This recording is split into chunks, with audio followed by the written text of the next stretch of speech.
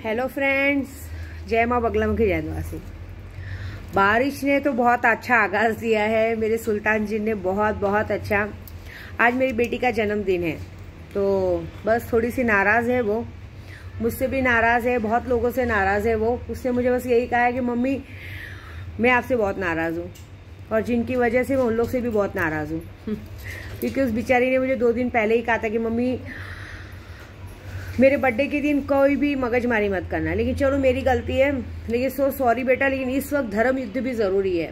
क्या करें, लोग बॉम्ब ब्लास्ट करने की बातें कर रहे हैं मैंने पहले ही कहा है और फिर से एक बार कह रही हूँ कि हमने जो लॉकडाउन से शुरू किया है 11 लाख बगलामुखी का, जब आने वाले 20 से 25 सालों तक ना यहाँ कोई बीमारी होगी ना यहाँ कुछ होगा।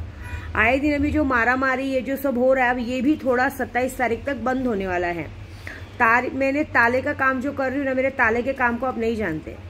मैं एक बात बताऊँ, आप मेरे दिल में उतरोगे ना तो मेरी जान हाजिर है, लेकिन अगर आप मेरे दिमाग में उतरोगे ना तो आपकी जान लेने का दम विद्या देवी रखती है। मैं एक ही बात बोलती हूँ, अगर आपको लगता है विद्या देवी बता रही कि ये इंसान गलत है, तो उस इंसान का साथ छोड़ देने में ही भलाई है। अगर आप उस गलत इंसान का साथ दे के सोचोगे कि हम महान बनेंगे, ये बात पक्की लिख के लेना कि विद्या देवी का घर एक ऐसा घर है जो इमरजेंसी आधी रात को भी आपके लिए 2 पैसों के लिए खुला है। लेकिन अगर आप गलत लोगों का साथ दे रहे हो तो विद्या देवी एक ऐसी औरत है जो आपको शमशान तक पहुंचाने को कहीं का छोड़ने के लायक नहीं रखती। ये बात पक्की है मेरी, क्योंकि मेरी हमेशा देखिए मैंने वाक्य सिद्धि की है, मेरे गुरु का आशीर्वाद से मुझे वाक्य सिद्धि मिली है। आज तक मैंने जो बात कह दी है जिसके लिए वो चीज़ सत्य हुई है। क्या लगता है आपको मेरे उद्धव बाला साहब ठाकरे का नाम खड़ा है? पहले एक बात बताओ, पहले मेरा भाई कर क्या रहा है, उद्धव भाई कर क्या रहे?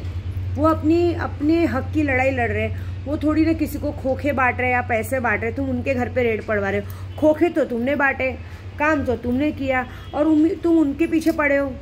उसके बाद कुछ नहीं मिला तो पता चलता है आए दिन की हाँ अगर ये सत्ता नहीं मिलती तो अपने आप को गोली मार दे। अब गोली मारोगे, अब गोली मारेंगे, क्योंकि देखिए झूठ ज्यादा दिन नहीं चलता। एक बात हमेशा याद रखना, सच और झूठ की लड़ाई में सच थोड़ा नंगा होता है, लेट जरूर आता है, लेकिन आता जरूर है। ये इंसान अपनी सच की लड़ाई लड़ रहा है और पब्लिक के भरोसे लड़ रहा है। ये कभी ना किसी को खोखे बांटने गया है ना कुछ बांटने गया है। लोग बेइज्जती कर रहे हैं। उल्टा ये क्या कर रहे हैं, जो भी इनका साथ दे रहा है उनकी औरतों को मारहान किया जा रहा है। आप सोचिए एक साल के अंदर जहां देखो वहां मारी मारा, झगड़ा झंझट, हर जगह कुछ ना कुछ हुआ है। आपको बताइए ये बारिश जो आज शुरू है ना, ये बारिश आपको याद होगा शायद 20 मई से ही शुरू होने वाली थी, लेकिन बंदिश मारा था। अब ये बारिश पूरी मंगलवार तक चलेगी। मैं लिख के दे रही हूँ, अगर दम है, मेरे में दम है, बारिश 20 मतलब मंगलवार तक चलानी है कंटिन्यू 72 घंटा। आप में दम है, रोक के बताओ, मैं मान जाऊंगी। क्योंकि जिसने इस बारिश को रोकने की कोशिश की थी, जिसको मैंने सुल्तान जिन की शक्तियां दी थी, उन सबकी बैंड बजाने के लिए मैंने और 4 अस्त्र को तैयार कर दिया है। कल और 4 जनों ने पूजा चालू कर दी है। मैं एक और बात बताती हूँ, अभी मैं जिन लोगों को पूजे का काम दे रही हूँ, अगर वो पूजे का काम ईमानदारी से करेंगे तो बहुत कुछ सीखने मिलेगा विद्या देवी से। लेकिन अगर किसी के लिए दया माया लाके कि इनके लिए ऐसा नहीं करना चाहिए, ऐसा दया माया लाके अगर गलत करने को देखेंगे तो ये बात याद रखना कि लेने के देने पड़ेंगे। शक्तियां मेरी बुराई बिल्कुल बर्दाश्त नहीं करती। शक्तियां मैंने दी है, उन्हें मैंने जन्म दिया है। शक्तियों की जन्मदाता मैं हूं, तो शक्तियां पहले मेरी सुनेंगी, आपकी नहीं सुनेंगी। और आपने अगर जरा सा भी मन में पाप लाया तो शक्तियां आपको उठा के पटक देंगी, फिर वो कहीं का नहीं छोड़ेंगी। क्योंकि हमारी लड़ाई सच की लड़ाई है, हमारी लड़ाई जीत की लड़ाई है। अक्सर देखा गया है कि सच और झूठ की लड़ाई में हमेशा झूठ पहले जीत के को झूम से नाचता है नहीं, ये बातें तो होगी ही नहीं। मेरे उद्धव भाई ने किया क्या, अपनी सच की लड़ाई लड़ रहा है ना। अभी मैंने सुना बॉम्ब ब्लास्ट अभी एक बात बताओ, कोरोना महामारी में आप बोलते हो कि इसने बीएमसी ने ये ठगी किया वो ठगी किया, सरकार किसकी चल रही थी ये तो बताओ। रो के हाथ जोड़ के हमें बोल कौन रहा था कि कृपया घर से बाहर मत निकलिए? कौन बोल रहा था? हमारे उद्धव बाला साहब ठाकरे ने तो किसी को भी टीवी पे मैसेज मत किया था कि मैं घर से बाहर मत निकलो। उल्टा उन्होंने पूरे मुंबई के नागरिक को अच्छे से संभाला था।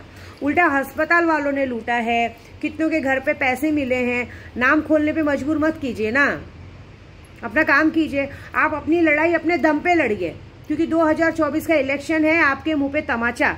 आप लोग नहीं जीतने वाले हो, लिख के लेना। विद्या देवी का वादा है, और विद्या देवी के होते उसके भाई तक आने की औकात किसी की नहीं है।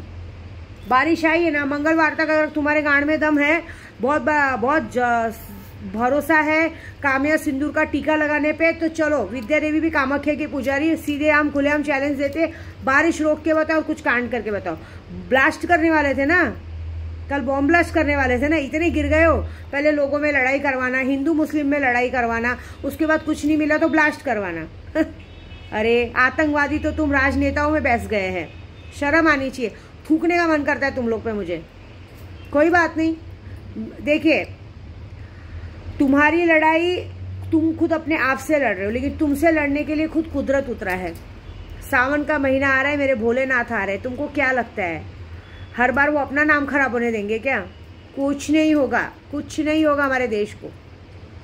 और मैं बताऊं, मैं गारंटी देती हूँ, जिससे अभी जैसे ये चरसी गजड़ी नशेलू के जो भी है XYZ ये जो बोलते हैं ना, मैं गारंटी देती हूँ, आप गोराई में पैर रख के बताओ। पिछले साल बारिश में हमारे गोराई के 2 लड़कों की मौत हुई थी, जिनकी वजह से हुई थी, उनकी भी मौत अभी ये 3 दिन के अंदर होने वाली है। ये बात पक्की है, मैं तो पहले ही बोली। मंगलवार को 27 तारीख को होगा हवन, उसके 24 घंटे में रिजल्ट है। मौत होगी तो होगी, मैं हमेशा यही बोलती हूँ। और दूसरी बात, अगर है माइकल लाल के हिम्मत में, गोराई में पैर रख के बताओ, बोरीवली सरहद में पैर रख के बताओ। उसके बाद जो होगा वो मैं देखूंगी, क्योंकि मैंने जो पूजे के अस्त्र से चारों तरफ शक्तियां खड़ी की है, वो शक्तियां तुम्हारा क्या हाल करेंगी वो मुझ पे छोड़ दो। गोराई में नहीं, बोरीवली सरहद में पैर रख के बताओ, कोई भी हो पैर रख के बताओ, उसका काम मैं देखती हूँ बाद में। नशा तो बहुत दूर की बात है, बाकी चीजों के लिए कोई भी XYZ। और दूसरी बात, ये जो इन लोग गलत लोगों का साथ दे के अपने आप को कर रहे हैं ना, सबके घर में प्रॉब्लम चालू है। कोई मर रहा है, कोई जी रहा है, कोई बीमार पड़ रहा है, सबके घर में प्रॉब्लम चालू है। क्यों? क्योंकि तुम इस नशेड़ी गजड़ी लोग का साथ दे रहे हो। क्यों दे रहे हो? इसलिए मैं बोल रही हूँ ना, हिम्मत है तो पैर रख के बताओ। ये बात पक्की है कि जिस तरह से तुमने लोगों की जिंदगी बर्बाद की, जिस तरह से तुम्हारी वजह से लोग मर रहे हैं, उस तरह से तुम्हारे घर में भी लोग अब मरना शुरू होंगे। मैं क्या बोल रही हूँ, मेरे आगे कोई नहीं जा सकता। मैं इतनी बारिश में काड़ूबाई जाऊंगी, अभी मैं लोनावाला से निकल रही हूँ, काड़ूबाई जाऊंगी। अगर मुझे मारने का मन है तो मैं अपने लिए भी बोलती हूँ, लगाओ सिगरेट करती, मुझे ही मार डालो। लेकिन मरने के बाद मेरी जिंदगी बहुत बड़ी और बहुत लंबी है, तुम्हारा क्या होगा तुम भी नहीं जानते। ऐसी बात है, हम सच की लड़ाई लड़ रहे हैं। और मेरे उद्धव भाई का कोई कुछ नहीं बिगाड़ सकता। ये जो झोपड़पट्टी तोड़ रहे हैं, सब तोड़ रहे, कोई कुछ नहीं बिगाड़ सकता। गरीबों का झोपड़ा तोड़ने वालों के साथ भी क्या होगा वो भी देखो। जो इस तरह से मंदिर मस्जिद तोड़ रहे हैं, उनका भी हाल देखो, क्योंकि भगवान सब एक ही है। सबके घर में धीरे धीरे मौत की खबर आएगी। जितने लोग ने मस्जिद, जो भी BMC वाले जो भी ऐसा मस्जिद पे कुल्हाड़ी वहाँ पर मारते ना, उनका भी क्या होगा मजा देखो। तुम्हारे पास खाने के वांदे हो जाएंगे। दूसरी एक और बात, आज से मैं अभी बारिश शुरू में एक और बात सबको सीखा बताना चाहूंगी कि पहली बात, बारिश में घर के बाहर जरूरी हो तो ही निकले, बेगर मतलब के काम पे जो जा रहे जाइए, लेकिन जो लोग कहीं पे जाना है ज्यादा बाहर मत निकलिए। जैसे कितने लोगों को कहीं जाना है घूमने फिरने तो मत जाइए पानी जैसे, क्योंकि बारिश में सबका बड़ा मन करता है। जैसे भी हम लोनावाला भी है, बहुत मन करता है ना लोगों को घूमने का, जाइए घूमने, लेकिन नदी नाले या कहीं समुद्र से दूर रहिए। दूसरी बात, घर में लॉकडाउन जैसे टाइम पे लोगों को अनाज मुश्किल था, मुझे याद है दूध लेना भी मुश्किल था, लेकिन आज की तारीख में लोग खाना फेंक देते हैं।